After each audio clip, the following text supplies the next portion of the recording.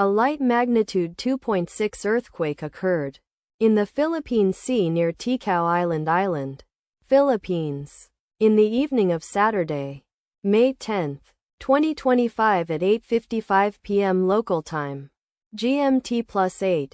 The quake had a very shallow depth of 8 kilometers, 5 miles, and was not felt, or at least not reported so.